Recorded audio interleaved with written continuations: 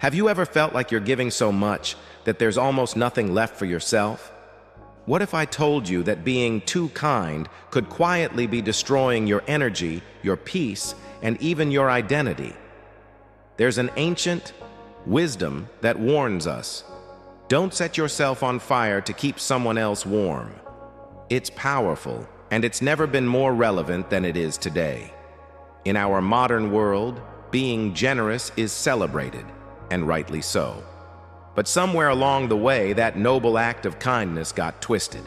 We're often praised for pushing beyond our limits, for giving endlessly, for being the strong one that everyone can lean on. But at what cost? This is where the ancient Stoics, especially Marcus Aurelius, offer us a much-needed perspective. They taught that kindness should never come at the expense of our own well-being. When it does, it's no longer kindness. It becomes self-sacrifice, and not the virtuous kind. Too many people today are burning themselves out, emotionally, mentally, and even physically, just to be there for others. And yet they're left feeling empty, unseen, and unappreciated. It's a quiet tragedy of our time, where good intentions turn into personal ruin. Stoicism offers us another path. It's not about withholding love or compassion.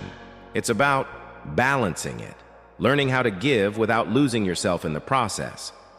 The Stoics teach balanced generosity, a way to enrich the lives of others while preserving your own energy, clarity, and purpose. So in this video, we'll explore how to set clear and healthy boundaries, how to give without draining yourself, how to love without self-erasure, and how to be there for others while still being deeply present in your own life. Let's begin with a powerful image that captures this lesson. Imagine a person who always shows up for others.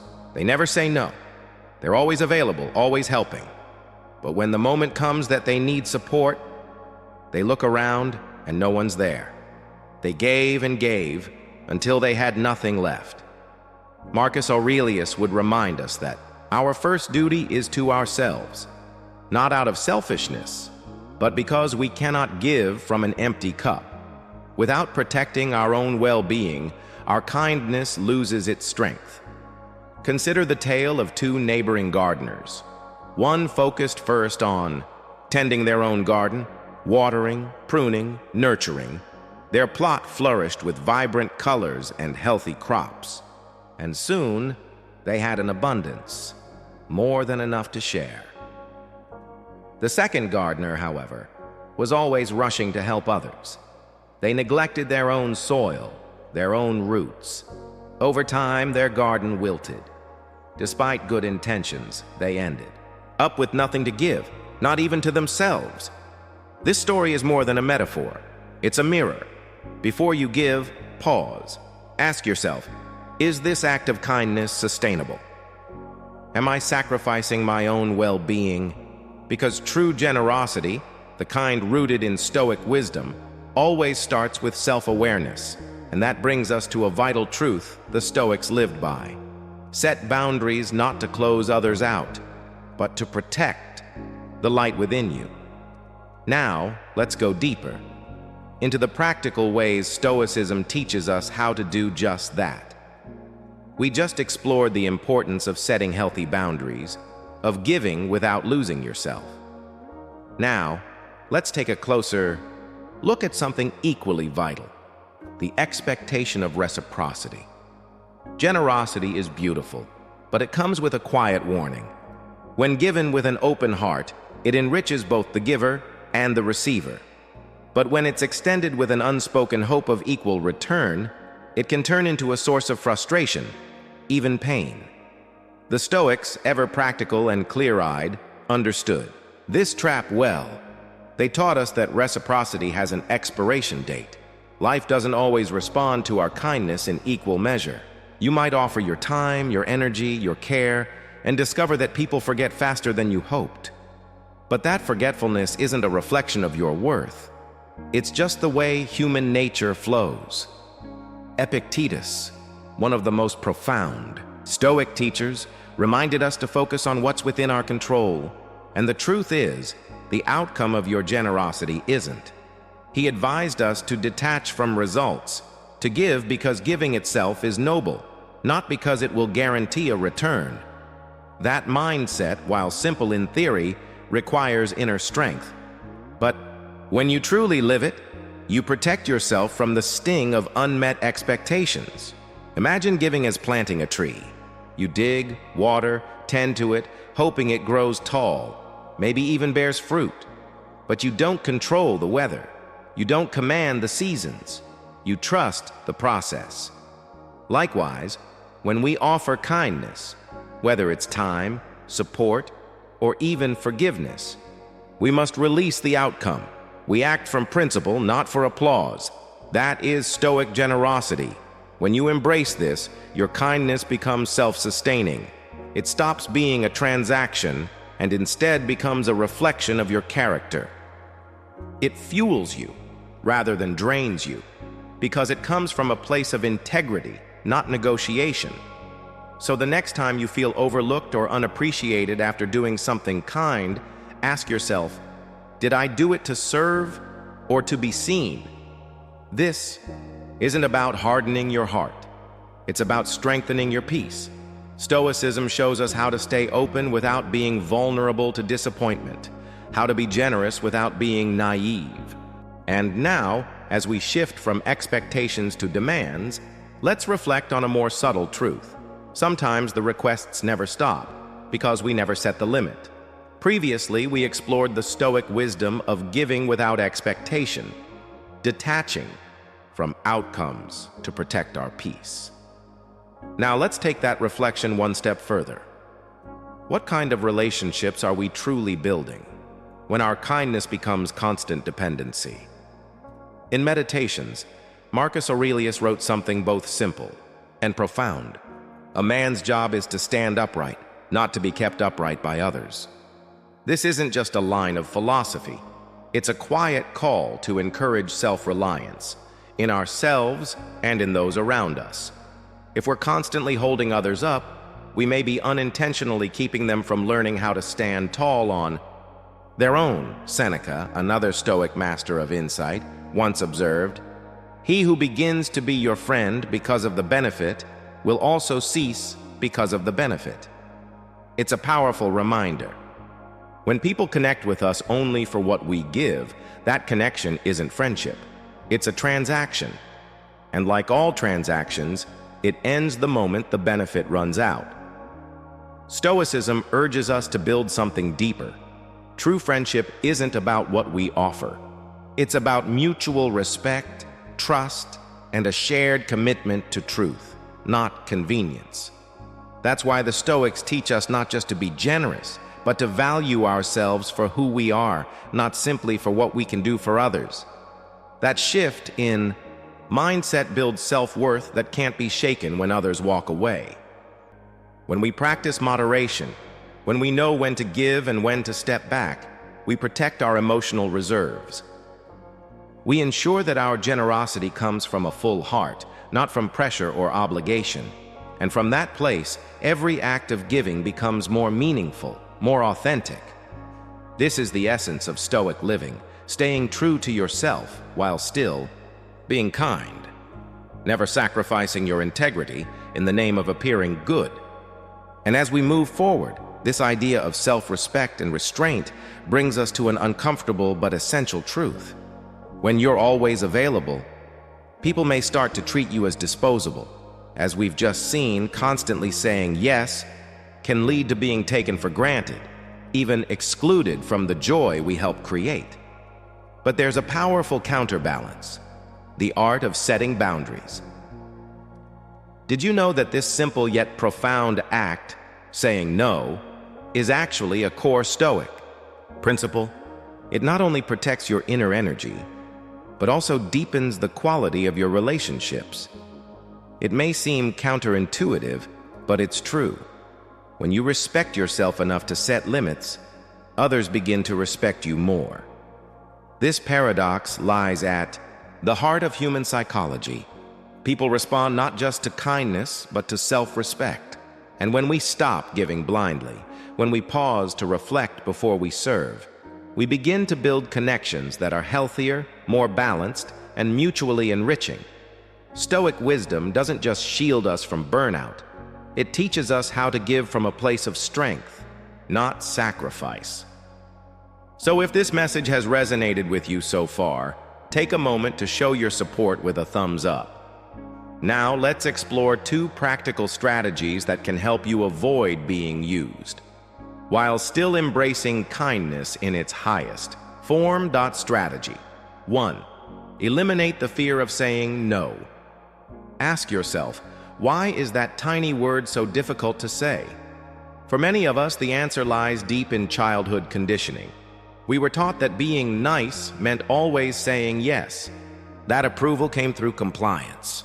That kindness meant never disappointing anyone.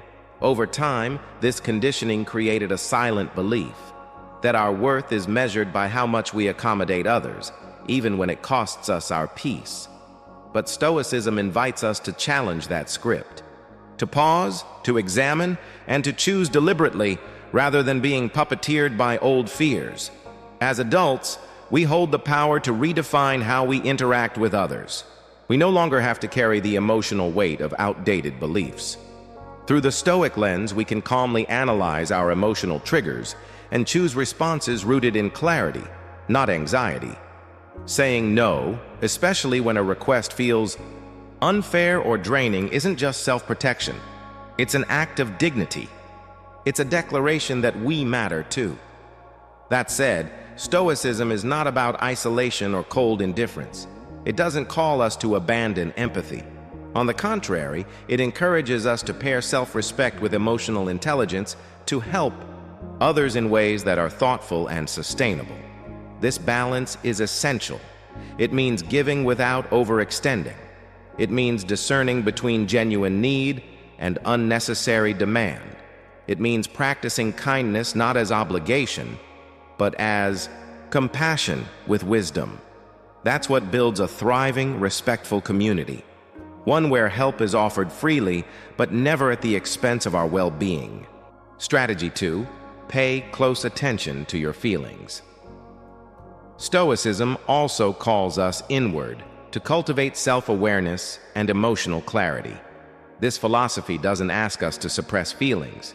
Instead, it teaches us to observe them, to use them as signals, like a compass, pointing us toward truth. When you give to others, how do you feel afterward? If the act lifts your spirit, leaving you light like a cloud, that's a sign of alignment. But if it leaves you drained, irritated, or resentful, it's time to reassess. These moments aren't signs of selfishness. They're signals that your boundaries may be bending too far. Listening to those signals is not weakness. It's courageous self-care. By acknowledging our discomfort instead of pushing it away, we make space for kinder, wiser choices. That's how we ensure our kindness remains rooted in strength, not sacrifice. And now, as we move forward, let's dive into another powerful Stoic truth, one that reshapes how we respond to overwhelming demands in daily life. In the previous section, we learned how listening to our emotions and setting firm boundaries can protect our inner peace. Now, let's turn inward and talk about the one person we often forget to prioritize: ourselves. Strategy 3. See yourself as a priority.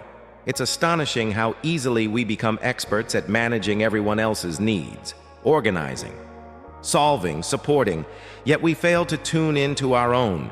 You might be a maestro in the most obscure fields, but when was the last time you truly cared for your own well-being? Stoicism, with its deep focus on discipline and self-respect, reminds us of a simple yet powerful truth.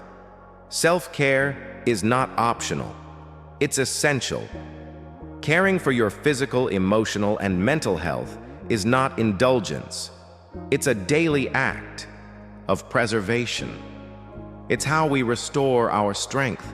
It's how we remain useful, not only to others, but also to ourselves. So begin honoring your presence, Elevate your own needs. Embrace every part of yourself, the flawed, the weary, the resilient. Forgive your past. Let it stay behind you like footprints in the sand. And let this year ahead become your blank canvas, a chance for Stoic renewal. Why not select one endeavor, one activity, purely for your joy? Something not tied to work, not meant to please anyone else. Just something that reaffirms your aliveness. And when people make demands that threaten your peace, decline without guilt. You don't owe an explanation for guarding your well-being. You can still help, but within your healthy limits. When your own cup is full, you serve others better. Strategy. 4. Identify the takers. Not everyone who asks for your time deserves it. That's not harsh. It's honest. And recognizing it is an act of wisdom, not cruelty. Stoicism encourages us to develop discernment, to tell the difference between relationships that nourish us and those that drain us. Some individuals constantly take your time, your energy, your attention, without giving anything back. The more you pour into them, the emptier you become. But here's the truth the Stoics knew well. We can't change others through sheer effort or goodwill. No amount of kindness can transform someone who's not ready to grow. Change begins within. And only the individual can unlock that door. That doesn't mean we turn cold or indifferent. Stoicism calls for balance, a dance between giving and preserving. Too much generosity leaves us barren. Too little, and we isolate ourselves. The key? Give wisely. Cut ties when necessary. Use your generosity as a tool, not a burden. And wield your discernment like a compass, guiding you toward meaningful mutual connections. Because the strongest relationships are those where both people grow, not where one withers just so the other can bloom. Seneca, a cornerstone of Stoic wisdom, captured this perfectly when he wrote, "Kindness is a treasure. A benefit should be kept like a buried treasure, unearthed only in case of necessity." His words remind us that our compassion is powerful, and it should be preserved, not squandered. We give not because we must, but because it is right, when the time is right. So as we close this discussion, pause and reflect. Which of today's insights spoke to you the most? Which strategy will you begin applying today? If this message inspired you, let us know in the comments. And if you want to explore more Stoic wisdom to transform your mindset and your life, don't forget to like, share, and subscribe. Your support helps us grow this space, a home for curious minds seeking strength, clarity, and peace. Now, let's keep this momentum going and look ahead to one final essential Stoic shift.